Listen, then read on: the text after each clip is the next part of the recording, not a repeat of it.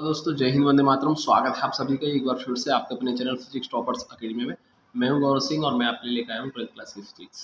जैसा कि आप जानते हैं चैप्टर नंबर 4 वैद्युधायित्व चल रहा है और आज है इसमें हमारे न्यूमेरिकल्स का सेकंड वीडियो। ठीक है, तो लेक्चर नंबर 2 और आज हम कराने वाले हैं इसमें क्वेश्चन नंबर 8 से आगे के क्वेश्चन। ठीक है, क्वेश्चन नंबर 8 और उससे आगे क्वेश्चन। देखिए क्वेश्चन नंबर 8 में आपको क्या दे रखा है, मैं यहाँ लिख देता हूँ पहले। देखिए यहाँ पर मैंने क्वेश्चन में जो दे रखा है उसको लिख दिया है। यहाँ पर देखिए क्या दे रखा है, मैं क्वेश्चन को पढ़ के बताता हूँ। इसमें लिखा है पारे की 8 समान गोलीय बूंदें इस प्रकार आवेशित की जाती हैं कि उनमें से प्रत्येक पर 5 वोल्ट का विभव आ जाए। यदि इन बूंदों को मिलाकर एक बड़ी बूंद बना दी जाए तो उसका विभव कितना होगा। यानी कहने का मतलब क्या है, हमारे पास समान आकार की 8 पारे की बूंदें हैं, जैसे कि 1 2 3। यहाँ पर मैंने 3 शो की और डॉट डॉट डॉट कर दिया है क्योंकि ये टोटल कितनी बूंदें हैं, कुल 8 बूंदें हैं। ठीक है, मैंने ऊपर लिखा कुल 8 बूंद, यानी समान त्रिज्या की। ठीक है, इनकी त्रिज्याएं भी क्या होंगी, समान होंगी। ठीक है, समान त्रिज्या है इनकी, इन पर समान आवेश क्यू आवेश है, सब पर प्रत्येक पर आवेश भी क्या है, समान माना है। और प्रत्येक छोटी बूंद पर आवेश मैंने क्यू माना है और प्रत्येक छोटी बूंद की त्रिज्या स्मॉल आर मानी है। ठीक है, और इनके विभव भी समान है। प्रत्येक छोटी बूंद पर विभव कितना है, 5 वोल्ट का है। ठीक है, अब इन सारी 8 बूंदों को मिलाकर के एक बड़ी बूंद बना दी है और इस बड़ी बूंद का आवेश मैंने कैपिटल क्यू माना है और त्रिज्या इसकी कैपिटल आर मानी है। और सपोज करो इसका विभव कितना है, हमारा V2 है। कितना है, V2 है। ओके, तो यहाँ पर देखो मैंने लिखा माना प्रत्येक छोटी बूंद पर आवेश स्मॉल क्यू, बड़ी पर कैपिटल क्यू है। कुल 8 बूंदें हैं और माना प्रत्येक बूंद की त्रिज्या, छोटी बूंद की त्रिज्या स्मॉल आर है। प्रत्येक छोटी बूंद पर विभव V1 बराबर 5 वोल्ट है। तो विभव का फॉर्म लगाएंगे 1/4 क्यू बटे आर बराबर 5 वोल्ट, समीकरण 1 मान लिया मैंने इसको। और बड़ी बूंद की त्रिज्या हमने मानी कैपिटल आर। ठीक है, तो हमसे क्या कहा है, बड़ी बूंद पर विभव पूछा हमसे, बड़ी बूंद पर विभव पूछा है हमसे, है ना। तो उसको मान लेता हूँ मैं V2 और वही आपको फाइंड करना है। ठीक है, अब देखो इसको कैसे सॉल्व करेंगे, ध्यान से समझेंगे इसको।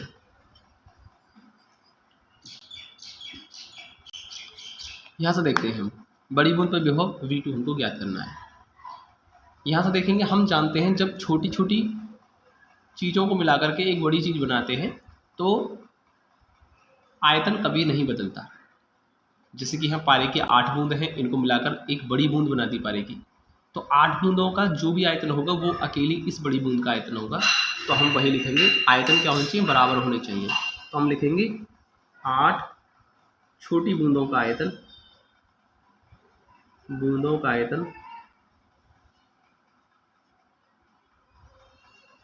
बराबर बड़ी बूंद का आयतन, बड़ी बूंद का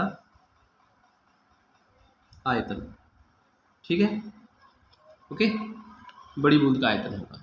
ठीक, अब देखो छोटी बूंद का आयतन कैसे लिखेंगे हम, 8 छोटी बूंदों का आयतन कैसे लिखेंगे, क्योंकि 8 की 8 बूंदें हमारी समान प्रकार की हैं, है ना। तो प्रत्येक का आयतन भी क्या होगा, बराबर होगा। तो हम एक काम करेंगे, 8 से गुणा करके एक बूंद का आयतन निकाल देंगे। और बूंद कैसी, गोलाकार की है, तो गोले का आयतन 4/3 pi R cube, small R cube. तो एक बूंद का आयतन लिखा मैंने, 8 से गुणा कर दी, 8 बूंदों का आयतन आ गया। और बड़ी बूंद का आयतन कैसे लिखेंगे, 4/3 पाई कैपिटल आर क्यूब, क्योंकि यहाँ बड़ी बूंद की त्रिज्या मैंने कैपिटल आर मान दी इसलिए कैपिटल आर आया। 4/3 पाई से देखिए 4/3 पाई कैंसिल हो जाएगा और 8 को हम लिखेंगे 2 आर की होल पावर 3 लिख देंगे और एक कैपिटल आर की पावर 3। तो 3 से 3 कैंसिल हो जाएगा देखिए, तो इसका मतलब कैपिटल आर बराबर आ जाएगा 2 स्मॉल आर, कैपिटल आर बराबर 2 आर आ जाएगा। ठीक है, तो यहाँ से मैंने छोटी बूंद की त्रिज्या और बड़ी बूंद की त्रिज्या का एक तरीके से मैंने क्या निकाल लिया, रिलेशन निकाल लिया है। अब देखिए बड़ी बूंद पर आवेश लेते हैं, कितना होगा देखिए, ध्यान से देखेंगे। ये प्रत्येक बूंद पर क्यू आवेश है, क्यू क्यू क्यू क्यू, इस प्रकार से हमारी 8 बूंदें मिलेंगी। तो बड़ी बूंद पर जो कैपिटल क्यू होगा वो किसके बराबर होगा, वो 8 स्मॉल क्यू आवेश के बराबर होगा, क्योंकि 8 बूंदों का आवेश 8 क्यू किसके बराबर है, बड़ी बूंद के आवेश कैपिटल क्यू के बराबर होगा, इसलिए क्यू बराबर 8 क्यू। ठीक है, तो इस तरीके से हमने आवेश लिख दिया, इस पर कितना होगा। चलिए अब हमको क्या करना है, बड़ी बूंद पर विभव निकालना है, हमको निकालना था बड़ी बूंद पर विभव। ठीक है, हम लिखेंगे बड़ी बूंद पर विभव, बड़ी बूंद पर विभव V2 कैसे लिखेंगे हम, 1/4 pi epsilon not capital Q upon capital R, ये तो लिखा जाएगा। ठीक है, हमने इस बड़ी बूंद के लिए लिख दिया है क्योंकि कैपिटल क्यू आवेश है और कैपिटल आर इसकी त्रिज्या है। ठीक है, अब देखिए इसको क्या करेंगे, हम आगे सॉल्व करते हैं। V2 बराबर 1/4 pi epsilon not, capital Q की जगह हम 8 स्मॉल क्यू लिख सकते हैं और कैपिटल आर की जगह हम क्या लिख सकते हैं, देखिए कैपिटल आर हमारा 2r के बराबर है।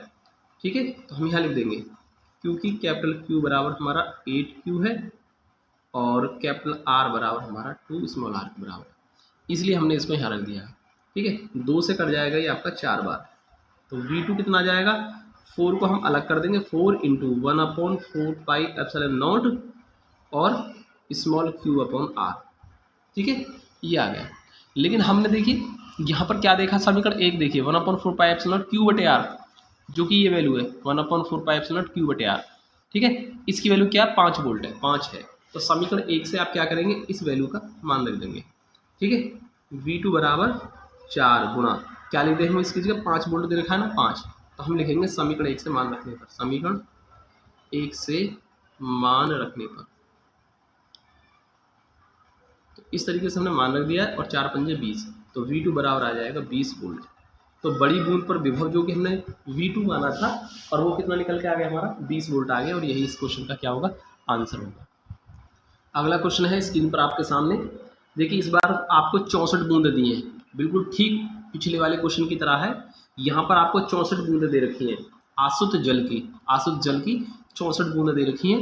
ठीक है, तो मैंने लिखा है 1 2 3 बूंदा बनाई है, डॉट डॉट कर दिया मैंने, और ऊपर लिख दिया कुल 64 बूंदें हैं और इनको मिला करके एक बड़ी बूंद बनाई है। मैंने मान लिया यहाँ पर प्रत्येक छोटी बूंद की त्रिज्या स्मॉल आर है और बड़ी बूंद की त्रिज्या कैपिटल आर है। ठीक है, तो मैंने यहाँ पर मान लिया। ठीक, और दूसरा ये दे रखा है आपको, इस जो प्रत्येक छोटी बूंद की जो त्रिज्या है वो 0.1 mm दे रखी है। 0.1 mm का मतलब है मिलीमीटर, मिलीमीटर के लिए 10 की पावर -3 से मल्टीप्लाई करके मीटर में कन्वर्ट करेंगे इसको, और पॉइंट हटा के 10 बना देंगे और 10 ऊपर जाकर के -4 हो जाएगा, यानी कुल मिलाकर के स्मॉल आर की जो वैल्यू आएगी 10 की पावर -4 मीटर में आएगी। ठीक है, ओके। इसमें आपको ये मानना होगा कि भाई यहाँ जो प्रत्येक छोटी बूंद है उस पर आवेश स्मॉल क्यू है, और जो कि क्या दे रखा है 2/3 10 की पावर -12 कूलम दे रखा है, क्वेश्चन के अंदर गिवन है आपको ये। और बड़ी बूंद पर आवेश मैंने कैपिटल क्यू मान लिया है, जो कि कितना होगा 64 स्मॉल क्यू के बराबर होगा, क्योंकि 64 बूंदों पर प्रत्येक पर क्यू आवेश है, इन सबको मिलाकर एक बड़ी बूंद बनेगी, तो इसका आवेश जो होगा इन 64 बूंदों के आवेश के बराबर होगा, यानी 64 क्यू के बराबर होगा। ठीक है, और क्यू का मान ऊपर आपको दे रखा है, तो आई थिंक आपको इतना समझ में आया होगा, कोई समस्या ही नहीं है यहाँ पर। ठीक है, अब देखिए हमसे कहा है बड़ी बूंद पर विभव बताओ, बड़ी बूंद पर विभव निकालना है, तो हमने एक काम करेंगे यहाँ पर, मान लेते हैं छोटी बूंद पर विभव, पहले हम छोटी बूंद पर विभव निकालते हैं। पहले तो माना छोटी बूंद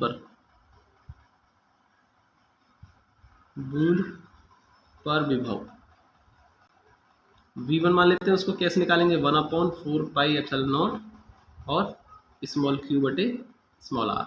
ठीक है, यही तो होगा। ओके, अब देखिए V1 का मान निकालते हैं हम, 1/4 पाई एप्सिलॉन नॉट 9 × 10 की पावर 9 होता है, आप सभी जानते हैं। और Q का मान कितना दे रखा है, देखो Q का मान दे रखा है 2/3 × 10 की पावर -12। ठीक है, और बटे R का मान भी 10 की पावर -4 हमको गिवन है। तो यहाँ से प्रत्येक छोटी बूंद पर विभव निकल के आ जाएगा, 3 से कट जाएगा ये 3 बार, 3 दूनी 6 आ जाएगा। देखिए यहाँ पर 6 × 10 की पावर कितना होगा, 12 में से 9 गए तो 3 बच गए, और ये जो 4 है ऊपर जाके 10 की पावर +4 आ जाएंगे। तो V1 निकल के आया हमारा 6 × 10, 4 में से 3 गया 1 बचा, यानी 60 वोल्ट आ गया, 60 वोल्ट। तो यहाँ हमको पिछले क्वेश्चन में जो दे रखा था वो छोटी बूंद पर विभव दे रखा था 5 वोल्ट, यहाँ हमको छोटी बूंद पर विभव नहीं दे रखा है, यहाँ आवेश दे रखा था छोटी बूंद पर, इसलिए हमने क्या करते हैं यहाँ से छोटी बूंद पर विभव हमने निकाल लिया। अब जिस तरीके से छोटी बूंद पर विभव हमको ज्ञात होता है, तो हम पिछले क्वेश्चन की तरह क्या कर सकते हैं, बड़ी बूंद पर विभव निकाल सकते हैं। ठीक है, तो क्या करेंगे, फिर से हम इसको हम इक्वेशन नंबर 1 मान लेते हैं। ठीक है, अब देखिए हमको क्या करना था, हमको करना था बड़ी बूंद पर विभव निकालना था। ठीक है, तो हम कैसे लिखेंगे, बड़ी यानी कि पहले तो हम एक काम करेंगे, स्मॉल आर कैपिटल आर में रिलेशन निकालेंगे। तो हम लिखेंगे 64 है ना बूंद, कितनी टोटल 64 छोटी बूंदों का आयतन बराबर होना चाहिए किसके, एक बड़ी बूंद का आयतन। क्योंकि 64 बूंदों को मिलाकर ही एक बड़ी बूंद बनाई है।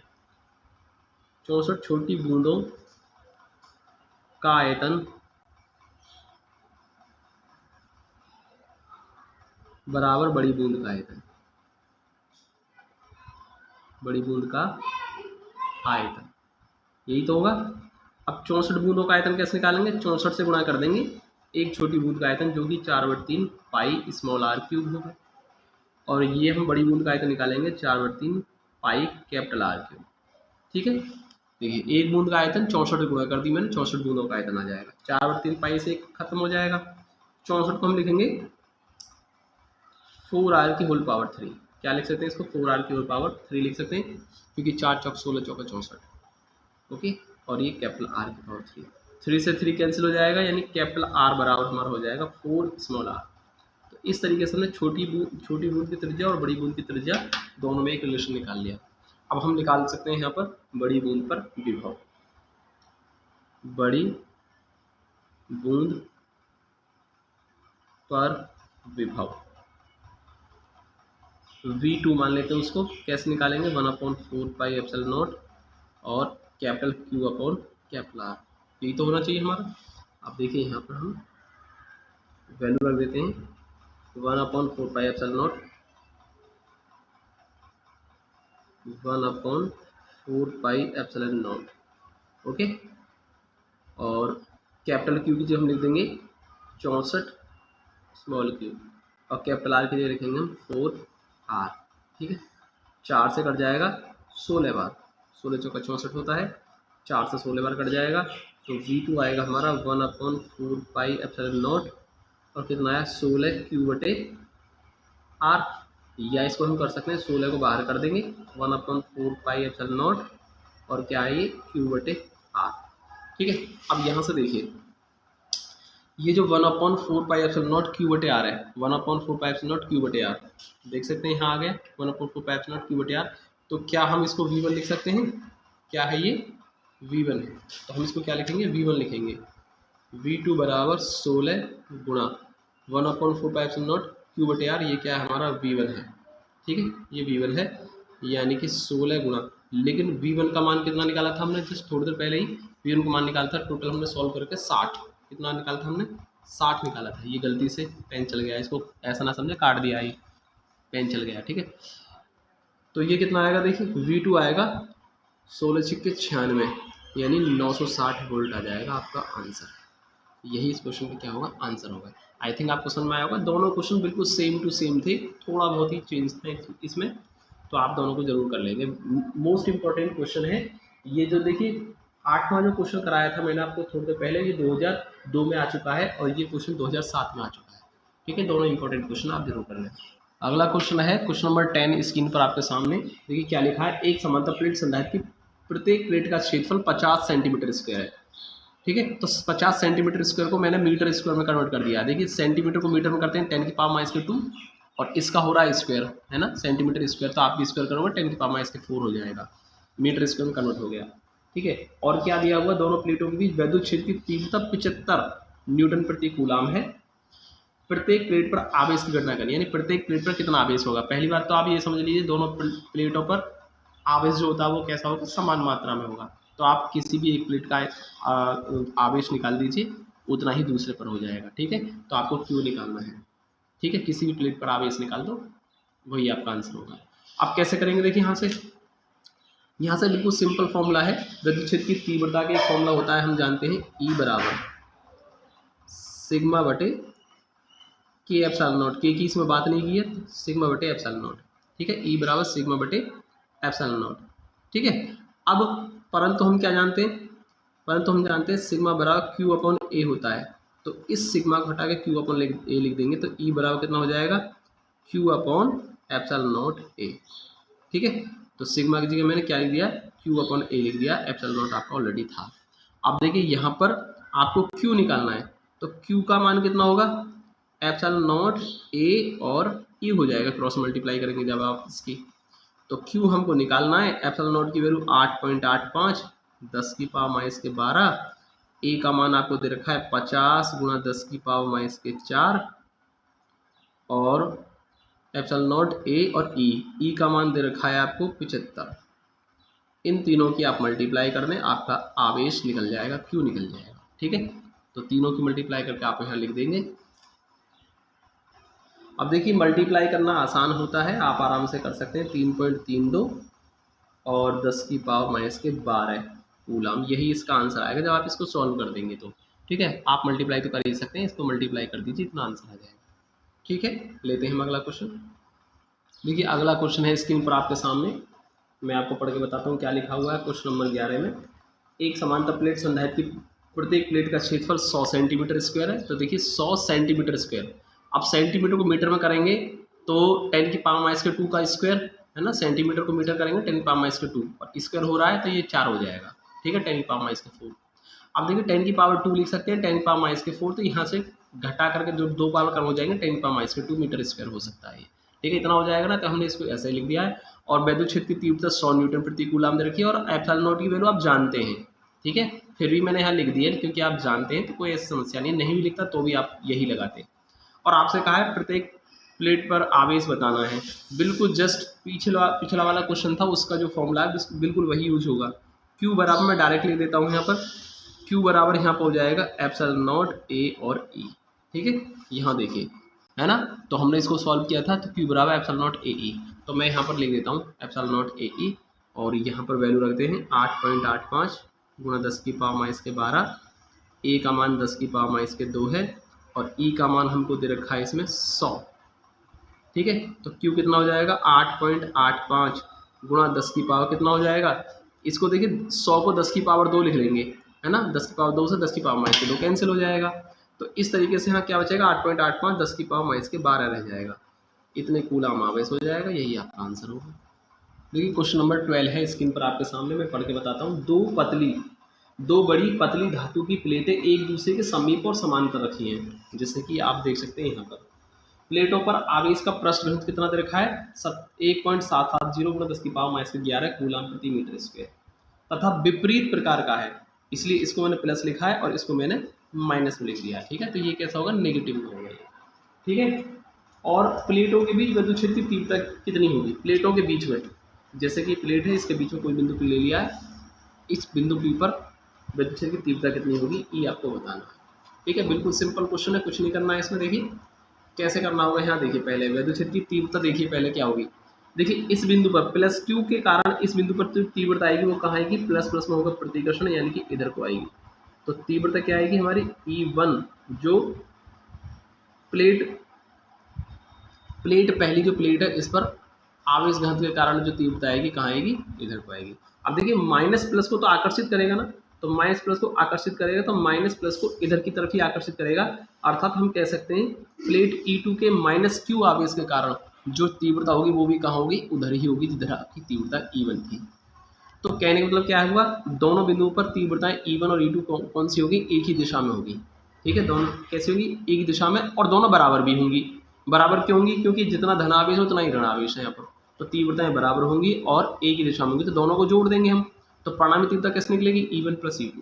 ठीक है, तो हम लिखेंगे परिणामी वैद्युत क्षेत्र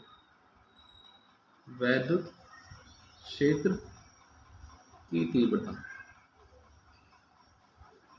परिणामी वैद्युत क्षेत्र की तीव्रता E कितना होगा, E1 प्लस E2, क्योंकि दोनों एक ही दिशा में है E1 और E2, इसलिए हम दोनों को जोड़ देंगे। ठीक है, अब जितना, परंतु E1 और E2 हमारे दोनों बराबर हैं तो E1 प्लस E1 कर सकते हैं, क्योंकि हम क्या देख सकते हैं E1 बराबर E2, भाई परिमाण में दोनों बराबर होंगी, एक धनात्मक होगी एक ऋणात्मक होगी, लेकिन परिमाण में दोनों बराबर बराबर है। ठीक है, ओके, तो देखिए तो हम E निकाल सकते हैं 2E1 से, E बराबर 2, E1 कैसे निकलता है, देखिए प्लेटों के बीच में, जब दो प्लेट हैं उनके बीच में वैद्युत क्षेत्र की तीव्रता हम निकालते हैं तो कितना होता है sigma upon 2 epsilon not Gauss की प्रमेय से, और 2 से 2 कैंसिल हो जाएगा, यानी सिग्मा बटे एप्सिलॉन नॉट ये आ जाएगा। और देखिए यहाँ से हम सिग्मा की वैल्यू दे रखी है हमको 1.770 10 की पावर माइनस के 11, ओके, और एप्सिलॉन नॉट होती है 8.85 10 की पावर माइनस के 12। इसको सॉल्व कर देंगे हम, इसको हम क्या कर सकते हैं, 17.70 10 की पावर माइनस के 12 भी लिख सकते हैं हम इसको, है ना। एक पॉइंट हमने यहाँ लगा दिया 7 के बाद, तो ये 17.70 हो जाएगा, और एक पावर फिर हमको इसमें माइनस करनी होगी, यानी कि माइनस के 12, और ये हो जाएगा 8.85 10 की पावर माइनस के 12। ये कैंसिल होगा और ये इससे कैंसिल होगा 2 बार, कितना 2 बार, तो ई बराबर कितना आ जाएगा 2 आ जाएगा, 2 न्यूटन प्रति कूलम। अब आप कहेंगे सर इसका आंसर तो 20 आ रहा है बुक में, वो मिस प्रिंट है, आप इसको सही कर लें, करेक्शन करना पड़ेगा आपको इसमें, ठीक है। कितना आएगा ये 2 आएगा, ना कि 20, 2 आंसर ही इसका सही आंसर होगा, ठीक है। आई थिंक आपको समझ में आया होगा ये।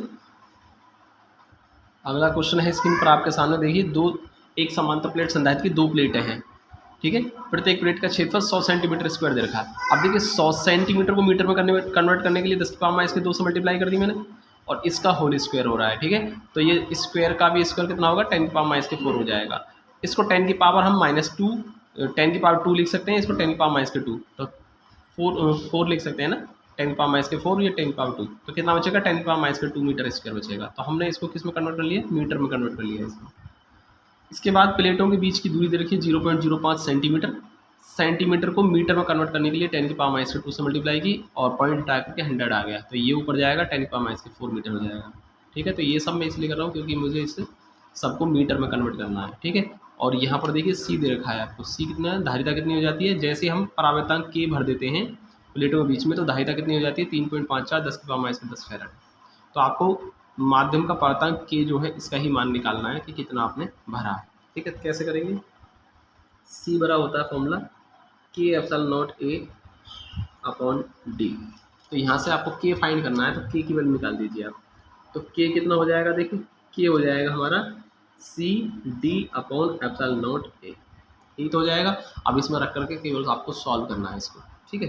तो कैसे सॉल्व करेंगे, मैं इसमें यहाँ कर देता हूँ, देखिए तो के हो जाएगा हमारा सी की वैल्यू है हमको दे रखी है 3.54 गुणा 10 की पावर माइनस के 10, ठीक है, और इंटू डी क्या दे रखा है 5 गुणा 10 की पावर माइनस के 4, C into D upon epsilon not A, epsilon naught की वैल्यू 8.85 गुणा 10 की पावर माइनस के 12, ओके, और ए भी आपको दे रखा 10 की पावर माइनस के 2, ये सारी वैल्यू आपको दे रखी है, ठीक है। अब देखिए इसको सॉल्व कर देंगे और इसको देखते क्या आता है। पहले हम इसमें 5 से मल्टीप्लाई कर देते हैं 3.54 में, तो देखिए इसकी मल्टीप्लाई करूँगा 5 चौक 20 हासिल 2, 5 में 25 2 27 7 हासिल 2, और 5 से 15 2 17, यानी 17.70 आ गया। 10 की पावर कितना होगा 10 और 4 14 होगी। इसी तरीके से यहाँ करेंगे 8.85 गुणा 10 की पावर 12 और 2 14 हो जाएगी, ये भी, तो ये तो कैंसिल हो गया, और ये इससे 2 बार कैंसिल, यानी के बराबर कितना आ जाएगा आपका 2 आंसर आ गया, ठीक है। यही आपका क्वेश्चन का आंसर होगा। तो आई थिंक आपको समझ में आया होगा ये क्वेश्चन, ठीक है। अगला क्वेश्चन है स्क्रीन पर आपके सामने, देखिए एक वायु संधारित्र की धारिता कितनी है 2 माइक्रोफैराड। वायु संधारित्र आप समझते होंगे, वायु संधारित्र क्या होता है, देखो मैं आपको बता देता हूँ। जैसे कि हमारा एक समांतर प्लेट संधारित्र है, उसकी प्लेटों के बीच में वायु भरी हुई है, कोई माध्यम नहीं है, केवल वायु भरी हुई है, तो उसको हम कहेंगे वायु संधारित्र, ठीक है। उसकी धारिता को मैंने सी नोट से रिप्रेजेंट किया है, वो कितनी है 2 माइक्रोफैराड, और माइक्रो को 10 की पावर माइनस 6 से कन्वर्ट करके, ठीक है, फैराड में ले आएंगे। और फिर इसमें क्या कहा है, प्लेटों के बीच में अब आपने कोई एक माध्यम का परावर्तनांक, यानी कोई एक माध्यम भर दिया जिसका परावर्तनांक के है, तो जैसे ही माध्यम भरा गया प्लेट के अंदर, तो वायु के स्थान पर क्या भरा गया, माध्यम भरा गया, तो धारिता कितनी हो जाती है, फिर 2 से बढ़कर 12 हो जाती है, 12 माइक्रोफैराड हो जाती है। इसको फैराड में कन्वर्ट कर देंगे, माइक्रो घटा कर 10 पावर माइनस के 6 कर लेंगे। और आपसे कह रहा है भाई जो आपने माध्यम भरा है ना उसके अंदर, उसका परावर्तनांक के कितना होगा वो आपको बताना है। तो बिल्कुल सिंपल है, वायु संधारित्र की धारिता कितनी होती है, सी नोट कितनी दे रखी है, पहली बात तो इसमें दे रखी है 2 गुणा 10 की पावर माइनस के 6 फैराड, लेकिन वायु संधारित्र की धारिता क्या होती है, epsilon not A upon D होता है फॉर्मूला, ये आपको दे रखा है 2 गुणा 10 की पावर माइनस के 6 फैराड, समीकरण नंबर 1। अब आपको दे रखा है जब प्लेटों के बीच में आपने माध्यम रख दिया है, तो वहाँ धारिता क्या ले रखी है हमने, सी ले रखी है, जो कि आपकी 12 गुणा 10 की पावर माइनस के 6 फैराड है, और वो क्या होता है फॉर्मूला के epsilon not A upon D. जब प्लेटों के बीच में माध्यम भरा होता है तो उसका परावर्तनांक के और आ जाता है यहाँ पर, के epsilon not A upon D, ये सब आप जानते हैं। 12 गुणा 10 की पावर माइनस के 6 पढ़ाते टाइम हमने आपको खूब अच्छी तरीके से कराया था। समीकरण 2, अब 2 में 1 का भाग कर दो, समीकरण 2 में समीकरण 1 से भाग करने पर, ठीक है। तो के epsilon not A upon D, upon कर दीजिए epsilon not A upon D, okay. और ये है हमारा 12 गुणा 10 की पावर माइनस के 6, और ये हमारा यहाँ पे 2 गुणा 10 की पावर माइनस के 6। ये कैंसिल, 2 से कट गया 6 बार, epsilon not A upon D से पूरा कैंसिल, तो के बराबर कितना आ गया 6 आंसर है। यही आपका आंसर होगा, के बराबर 6 आ जाएगा, पूरा कैंसिल हो जाएगा, ठीक है। दिखा नहीं आपको, मैंने ध्यान नहीं दिया, लेकिन आप देख सकते हैं इसमें, है ना। ये 10 पावर 6 कट गया, 2 से 6 बार कट गया ये, और ये पूरा इससे कैंसिल होगा, तो के बराबर 6 आ गया, यही आपका आंसर होगा, ठीक है। तो आई थिंक आपको समझ में आया होगा। आज की वीडियो हम सिर्फ नहीं रहने देते हैं।